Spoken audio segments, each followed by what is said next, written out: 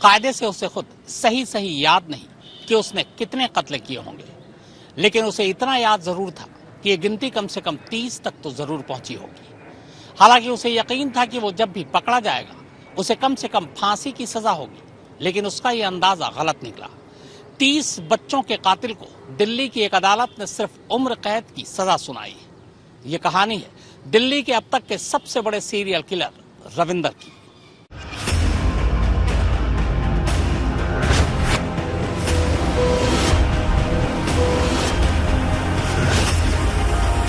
जितने बच्चे उठाए उन सबको पहले मारा? हाँ सर, उनको पहले मारा। और उसके बाद मैं उनके साथ गलत काम करता था। 25-30 के आसपास मैंने बच्चों के साथ गलत काम किया है और उनको मारा है।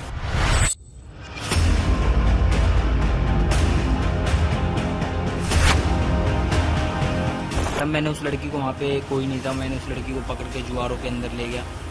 पहले मैंने उसको मारा, उसका गला दाब के चुन्नी से, फिर उसके साथ मैंने गलत काम किया। सर, जो मैंने किया है उसकी सजा मौत होनी चाहिए। 14 जुलाई 2015 बाहरी दिल्ली के बेगमपुर इलाके में एक खंडहर नुमा इमारत में एक बच्ची की लाश मिलती है। लाश को देखकर पहली ही नजर में ये साफ था कि बच्ची के साथ ज्यादती हुई है, यानी किसी ने शायद रेप करने के बाद बच्ची की हत्या कर दी थी। आनन फानन में दिल्ली पुलिस लाश बरामद कर उसे पोस्टमार्टम के लिए भिजवाती है और फिर मामले की जांच शुरू कर दी जाती है। इत्तेफाक से मौकाए वारदात पर पुलिस को कुछ पेपर पड़े मिलते हैं, जिसमें एक आई कार्ड समेत दूसरे दस्तावेज शामिल थे। पुलिस अब इस आई कार्ड से उस शख्स तक पहुंचती है जो आई कार्ड का मालिक था, लेकिन जब पुलिस उससे पूछताछ करती है तो एक ऐसी कहानी निकलकर सामने आती है कि खुद पुलिस वालों का भी दिमाग घूम जाता है। तुम्हें डर लगता होगा कि बच्चे शोर कर दें, तो इसलिए तुम पहले मार देते थे? हाँ सर, इसीलिए मैं उन्हें पहले मार देता था। तुमने जितने बच्चे उठाए उन सबको पहले मारा?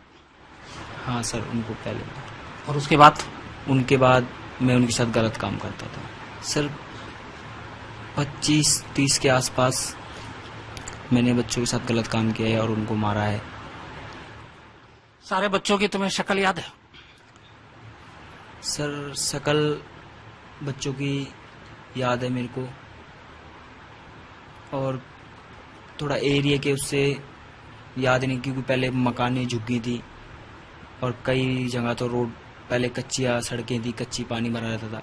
अब वो बन गए हैं, इसीलिए वो जगह जब मैं ले जाता था दिखाने तो सर उससे थोड़ा आगे पीछे का फर्क मिलता था।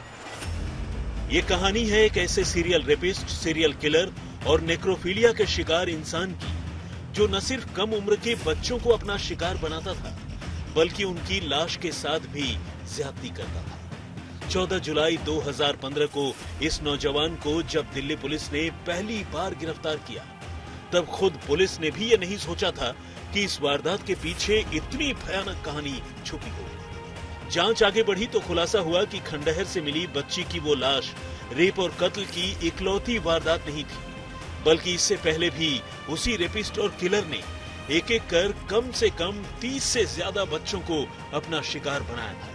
लेकिन अब पूरे 9 साल बाद 25 मई 2023 को अदालत ने बच्चों के इस गुनहगार को उसके किए की सजा सुना। उसे ताउम्र कैद बामुशक्कत की सजा।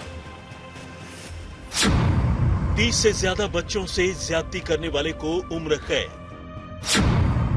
दिल्ली की अदालत ने सीरियल किलर रविंद्र को सुनाई सजा।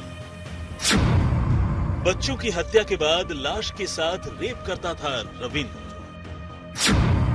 पकड़े जाने पर अपने लिए खुद मांगी थी सजाए मौत।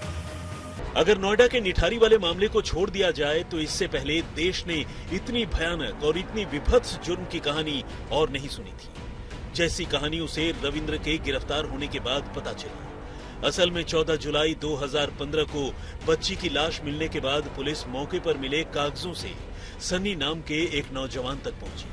लेकिन जब पुलिस ने सन्नी को बच्ची की लाश के पास से मिले उसके पेपर की बात बताई और बच्ची के कत्ल के सिलसिले में उससे पूछताछ की, तो सन्नी बिल्कुल आसमान से नीचे आ गिरा। उसे ऐसी किसी बच्ची की मौत के बारे में पता ही नहीं था। ऐसे में सवाल ये था कि आखिर उसका आई कार्ड और दूसरे पेपर्स मौकाए वारदात पर कैसे मिले। तो पुलिस ने जब इस मुतालिक सन्नी से और सवाल जवाब किए तो असली कहानी सामने आ गई। सन्नी ने बताया कि उसकी अपने पड़ोस में रहने वाले रविंद्र नाम के एक लड़के के साथ शराब पीने के दौरान लड़ाई हो गई थी और उसी मारपीट के दौरान रविंद्र ने उसका आई कार्ड और दूसरे पेपर्स उससे छीन लिए थे।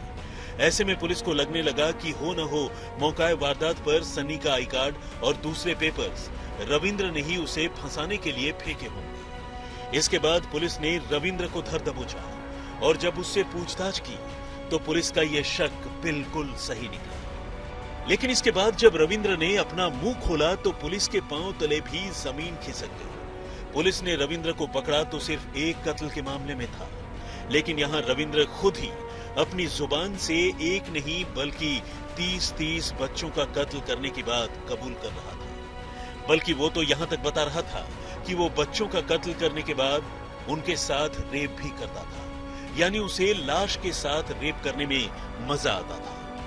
ऐसे लोगों को विज्ञान की भाषा में नेक्रोफिलिक यानी नेक्रोफिलिया का शिकार कहते हैं। पुलिस की छानबीन में पता चला कि रविंद्र 6 से 12 साल तक के बच्चों की तलाश करता था और उन्हें अपना शिकार बनाता था। हालांकि एक बार उसने 2 साल के एक बच्चे के साथ भी रेप किया था और उसकी हत्या कर दी थी। वो उत्तर प्रदेश के कासगंज का रहने वाला है। साल 2008 में काम की तलाश में वो पहली बार दिल्ली आया। उसके पिता प्लम्बर का काम करते थे और माँ दूसरों के घरों में कामकाज किया करती थी। मजदूरी करते हुए रविंद्र को नशे की लत लग गई और वो ड्रग्स लेने लगा। ड्रग्स न मिलने पर वो शराब के नशे में चूर हो जाता था। एक बार ऐसे ही नशे के दौरान उसने एक पोर्न फिल्म देख ली, जिसके बाद उसके अंदर का हैवान जाग गया। वो घर से निकला और उसने एक बच्चे की हत्या कर दी और फिर उसकी लाश के साथ रेप किया। गिरफ्तारी के बाद जब रविंद्र ने खुद ही अपनी जुबान से अपनी तमाम पुरानी करतूतों का खुलासा करना शुरू किया तो कुछ देर के लिए मामले की जांच कर रहे पुलिस अफसर भी हैरान रह गए। और 1-2 मेरे को और याद आ गए, वो भी मैंने क्राइम तो किया ही है सर, अब छुपाने से कोई फायदा नहीं है। चाहे 1 किया हो चाहे 2 किए हों, क्राइम तो क्राइम ही। तो इसीलिए मैंने सर सारे बता दिए जो मैंने करे हैं। सर जो मैंने किया है उसकी सजा मौत होनी चाहिए सर।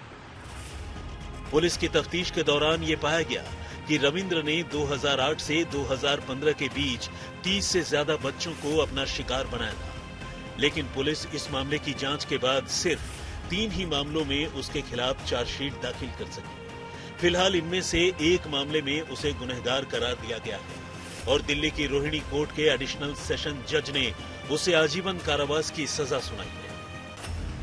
हालांकि दिल्ली पुलिस ने इस मामले में अदालत से रविंद्र को फांसी की सजा देने की मांग की थी, लेकिन कोर्ट ने कहा कि किसी भी मुजरिम को फांसी की सजा देने की पहली शर्त यह है कि उसका गुनाह तमाम शक से परे हो। लेकिन इस मामले में ऐसा नहीं है। रविंद्र के खिलाफ सबूत तो हैं, लेकिन वो बियॉन्ड डाउट यानी सारे शक से परे नहीं है।